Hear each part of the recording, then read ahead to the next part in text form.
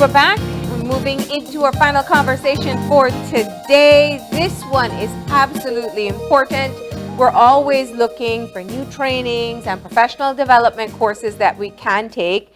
And this is one that you can access online, and you can get it from BISELAR. I probably said it wrong again, and you're going to correct me, but we have Managing Director Sherlet Lopez with us. Good morning. Hi, good morning, Marlene. Good morning, Gavin. Good morning, Belize. And it's BISELAR, but we are the Belize Institute for Service Excellence, Leadership, and Research. And we are a training and professional development company. Our vision is inspired people who are serving with passion and excellence. And it's a pleasure to be here with you guys this morning. Well, it's lovely to have you. And, you know, I had a momentary flashback of you in studio talking about launching online training programs and how you felt that time was right. And look at us now. It's been almost 3 years, and we've been privileged to provide professional development courses online and limited face-to-face across the country of Belize for so many organizations and individuals. It's been accelerating. Yeah. And Sherlet, I mean, let's just dive into one aspect before we talk about this particular course. It's also really great to have a Belizean context when you're doing these training. What are your thoughts about, I mean, what's your experience? I'm sure you've done international training, but then when you customize for a Belizean audience, what's the difference? It's a huge difference. Yeah. It's far more relatable. It's very applicable. And for the people who are engaged in the training, they have aha moments. That's what that is. And they are able, when you're able to relate, when you are able to take a concept, sometimes we don't know the concepts, we just hear and, you know, there's an idea and we say, that's what that is. And so they're able to open up, share their personal experiences and to interact. And so for me, it's been amazing. And it always has been my dream to have local context. Over the past years, we've been building content so that we can share local content with our Belizean audience. It really bothers me when I have to pull an international video about, you know, customer service or something like that. So our goal has been also to build local content where it's practical, it's applicable. And there are times in my training where I even throw in my Creole, you know, because, you know, sometimes certain things you can't say in English. You just have to, you know, like I used to remember being on the show. I was like, the director was like, you know, I want you to do this in English. And I'm like, no, I can't reel up in English. I have to reel up in a Creole. That is so yes. True. Yeah. But, you know, and even, I mean, as you think of customer service, there are certain cultural challenges we may have that you probably wouldn't get in an international course being conducted by someone from outside of Belize. Yeah, no discredit at all, but relevancy. One of the reasons that I believe we've been successful is because we use a lot of experience-based training. I boast sometimes, maybe it's not a good thing, that a lot of the things I teach you can't find in a book. You will not find them in a book because they're from experience. Things that I've seen and heard and done myself in the workplace.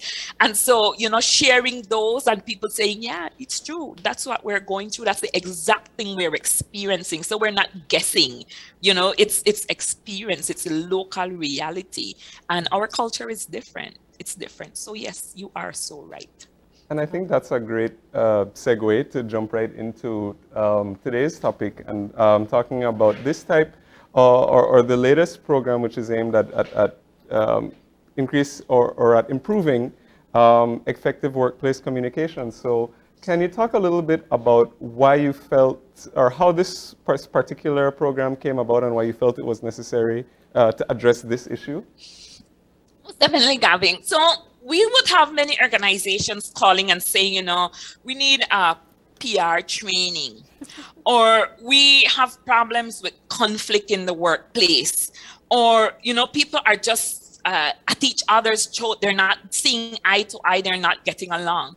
And most of the time when we listen to what the real issues are, it all boils down to communication.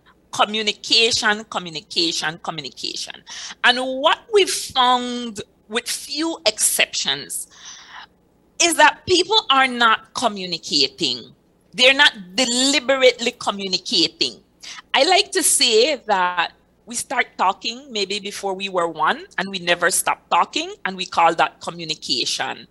Communication must be deliberate, especially in the workplace, because what we're dealing with, have you ever stopped to think how diverse your workplace is?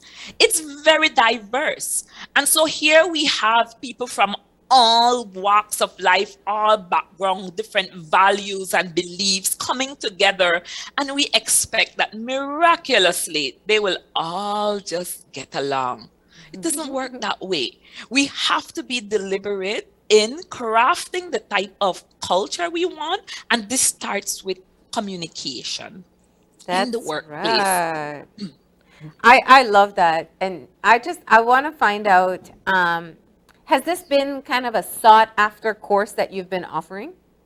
Most definitely. We have had hundreds of people take this particular course, and organizations as well.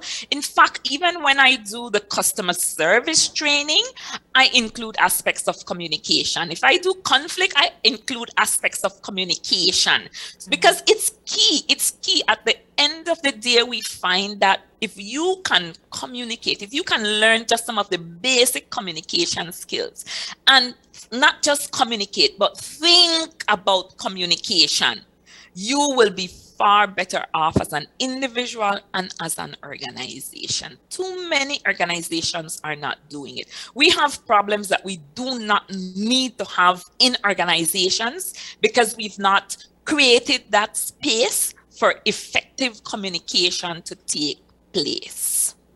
And what do you find is perhaps one of those basic things that perhaps people may not be aware of, or that you don't learn in school? What are some of those? One of the things that I do first, one of the first things I do in the communication training, we talk about personality. And we do a basic personality test. The one that I use the most, that's easy to follow, is the insight color profile. And right away, you get to understand you already knew that, listen, we have different personalities. And people with different personality, you communicate different. We are here hoping that everybody would be like us. Why don't they talk more? Why don't they talk less? Why are they so loud? Why are they so quiet? No, that's what it is. It's a melting pot. It's different personalities. So while your yellow will be loud and proud, and your green will be quiet and more, reserved. You have your introverts, you have your extroverts, you have all of that together. So instead of trying to get people to change to suit how you communicate, you try and understand the different personalities. And then you're able to say, okay, how can I change my style? It's not about me always. Maybe I want to always dominate the conversation. That's how I operate when I get in a meeting. I always have something to say. But if I understand that, okay, I have to give my green some space because they're not the one who's always up. They're not going to volunteer. Yeah. They're not going to volunteer. So understanding the personalities alone, and I have people say, and by the end of that session, people are saying, yeah, I think I am so-and-so, and I think Marlene is green, and I think Gavin is, and they're able to understand. So understand that key difference is very, very important. That's the number one thing that we do. You said something so important, and I don't want to overlook it. We all have different communication styles. And the question is, I think sometimes we kind of just use our style on everybody else, and that doesn't work. Or we have an expectation that everybody will use our style on us. Yes. But, and I find that can be a source of conflict. But the question is, how important is it that you effectively communicate? I know this is what I asked. How important is it that I get this message across? And then I must adapt to whatever style I've identified that person may have. And it's sometimes you're able to Exactly. see it and sometimes not so clear, and you have to kind of Yeah. test the different formats before. Yeah, it's awareness, and that's why Yeah. we say this training is so important for you, because once you become aware, because the truth is you're not communicating for you. Your goal, like you said, is to get the message across. You want to be heard, you want to be understood. And if it requires that you step back out of your comfort zone, your personality style, and say, okay, I can't communicate like this. First of all, I have to understand this personality. This is somebody who wants to build relationship before they jump into the conversation. And so I have to ease in. I have to say, so how are you doing today? And how are the kids? By the way, I wanted to talk to you about, okay, that's a different personality from someone who is maybe like, for example, a high red. And high red just get to the point. You need to get this done today, and I want it done by 6 o'clock. I was like, hi, good morning. Everything okay? Did you have your coffee? The personalities are different. And so if you are able to understand this alone, it changes the way you communicate. And you're able to step back and say, okay, I really want to be heard. I want to be understood. And so I'm going to try and adapt to the person I'm communicating with, because it's not going to work for everybody, this particular style of communication. It goes a long way. It's a whole different Understanding level of personality. being bilingual. It's learning different communication styles. Totally. And One of the other go ahead, sorry, Gabby. Oh no, I was gonna say just to feed into the topic, because it occurs to me that this applies in every form of communication as well. Because even the way how people, even if how people send emails Or text messages messages, to each other in a professional context. Yeah. Most definitely. And without knowing it, sometimes what we're doing is offending others. And you're saying, but I don't understand why they're offended. That's their personality, right? They expect certain things. Yeah. If you are going to ask me to give you a ride in the morning, at least say, hi, good morning, can you pick me up? Just don't say, hey, pass me, please. Or just, yo, pass me. It's like, And there's some who like that. right? Some people who like that. Yeah. They want to get to the point. So it's very important to understand just that alone, that communication is dependent on personality. And so it helps you too to not feel so offended when you realize, that's the personality. I can overlook that a little, certain things like that. But communication is huge. Communication is huge. Another aspect of communication that we try to focus on is building your listening skills. Some of the key communication. We don't listen. We simply don't listen. We don't listen to understand. We listen to response. And we have a whole slew of what I call listening bad habits. And I used to think I was a great listener until I started to study communication. And I said, oh my gosh, you are so lousy at this. Yeah. You don't listen. You interrupt. You finish people's sentence. You hurry them along because, get it out, get the thought out. There's a lot. We communicate as well by, if I'm having a conversation with you right now, Marlene, I'm saying something, then you say something, I say something, you say something, and it's just a back and forth of, it's not the ideal communication. If somebody throws out an idea, our goal is to ask open-ended questions to get a little deeper into what the person is saying and showing interest. Can you imagine a conversation like that? Yeah. Where you're telling the person something and they say, really? And so how did that happen? And how do you feel about that? And why is that? And they're actually interested and trying to learn more instead of just you telling them something and they jump right in with, oh, the same thing happened to me yesterday. And all of a sudden the conversation becomes about you and you forget about the other person and the fact that they brought up the whole story. So there's a lot, but we don't think about it. We have to be deliberate when it comes to our communication. Some other aspects, that whole thing with listening, we can do better. We really can do better. Yes. That pause is so important, right? You don't have to jump in right away and respond. I always say to people, what would happen if somebody asks you a question and then you pause and then you respond. Well, first of all, the person might say, see, you weren't even listening, you can't even answer me. But you're thinking, but you gather your thoughts. And so Yeah. many times I've been like, for example, in a job interview or some other important interview, and I've not stopped, I've not given myself that pause to recollect my thoughts. And then I said to myself, damn, I should have said this. I wish I had said that. I robbed myself of that opportunity because I did not pause to reflect and to truly think. Because if you answer as soon as the question is finished, that means when did you formulate that response? Yeah. You formulate that response while the person was still talking.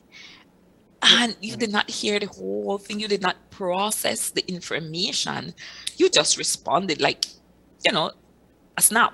So you don't do that. We try to think about all those things when we communicate, and it makes communicating more effectively if you're able to listen and understand. Some other little things that we look at is the whole generation gap. It's a whole session right there on the generation divide, because beside the personality type, we have how the generations communicate. And there's a lot of that in the workplace, the whole, different generations and their preferences. And it's causing a lot of division because, this picture here alone for me was like, this captures everything, the style in music and dress and, the way we do things. And it's just different. And when we understand that diversity, it makes for more effective communication in the workplace. There is what we now call the platinum rule. We grew up here in the golden rule. Do unto others as you have them do unto you. Treat people how you want to be treated. Now we're looking at what we call the platinum rule. And the platinum rule says you treat people how they want to be treated. And for a minute, it blew my mind. I'm like, no, but it's true. You have to find out, first of all, what it is that people want. And That's then right. you treat them like that. You can't say, well, this is how I want to be treated. It might sound good, but when you understand diversity, you say, hey, this is how you want to be treated. Then fine. I understand, and then I comply. But it That's takes communication. I have to talk to you. I have to find out. So what do you like in the morning? Oh, I don't like loud music in the morning. Okay, that's fine. Well, I like loud music in the morning. Well, it's not about you. We're sharing the same space. So, Or what's the can compromise? Headphones for one, we, and But, yeah, but I want to come back to something you mentioned, because that's also, I think, a key factor. It's a intergenerational workplace at most workplaces, and so you have what are some of the previous communication styles, whether it be direct or formal, the in writing portions or face-to-face sessions, versus a younger generation that's communicating differently. And I really find it interesting, because that's also something that we have to maneuver even in effective communication. We played around with this article last week on the show where, certain generations don't call them. Like, it's insulting. Don't call them. Text them. Or text them and tell them you'll call them. And others who will prefer a voice note over a text message. And don't leave a voicemail because they may never answer it, while others would prefer leave me a voicemail. So how do we overcome the generational differences and kind of play that hopscotch between, Mr. Gavin would prefer a formal email and a phone call with voicemail, while Marlene will prefer a text message with just a quick update? Well, the thing is, it's effective communication. It just makes communication a little bit more challenging, but it needs to be done. There are times when I send out emails and I follow that emails by a WhatsApp message. And there are times when I follow it up with a voice clip, because I have to know my audience. And it means that I have to exhaust all the communication channels. I cannot just send it by email and say, well, yeah, they're going to check their email. Most people don't check their email. We work with a lot of teachers, because we also provide professional development training for teachers in conjunction with the Ministry of Education. We're a partner with them. And we have had to look at how children relate and how it is that you might now have to be sending video messages and voice clips, because we're saying that the kids are not reading. These young people, you send them WhatsApp messages and text, they're not reading. And then they message you back and ask you the same thing that you text them. And it gets frustrating. So we've said to them, can you try voice clips? Because that's what they're into. They're picking up their phone and they're high Siri, so and so. They're not reading. And so if it is that you really want to get the message across, as much as it is that you want to get them to read, is it practical? Is it possible for you to focus on that message, that particular message? Send your little video clips, send your voicemails, do something that you know that relates to that particular generation, but don't across the board and say, yeah, but I send the email. Well, how do you know the person received it? So effective communication, again, the goal is to get your message across. Your job is not done when you send the information. Your job is done when you ensure that the information was received and understood. It goes so much further. Yeah, and that's another thing, you know, and when we're talking specifically about written communications, one of the big things is that you don't have the benefit of tone. So sometimes, you know, you have to, what might be interpreted by one person as, okay, well, this is being straight to the point. Somebody might think, well, that's very rude. If you say, you know, somebody says, please do so and so, and you don't say hello, or some people might want, hi, how are you? Hope all is well, so and so, you know. So that's another thing, that's another, you know, Again, one of the many reasons why you need to take the course, because it is so huge. It's that communication is not to be taken lightly. The other thing we don't do is open that space. In organizations, I see a lot of grievances. I see a lot of, people, just pretending that everything is okay, and it's not, when there's so much that they want to say. And so these concepts like open door policy, having regular meetings, well, don't even talk about meetings, because we have meetings and the same results over and over. So we actually have a session on effective meetings, because it's useless to have a meeting, you go in, everybody have anything to say, nobody says anything, and then they come out and they have they do have something to say. Will they say anything? Will they say it? And so it's, how do you get people to speak up and speak out? How do you create that environment of trust where people feel free to communicate and know that they will be heard and understood and not be misunderstood?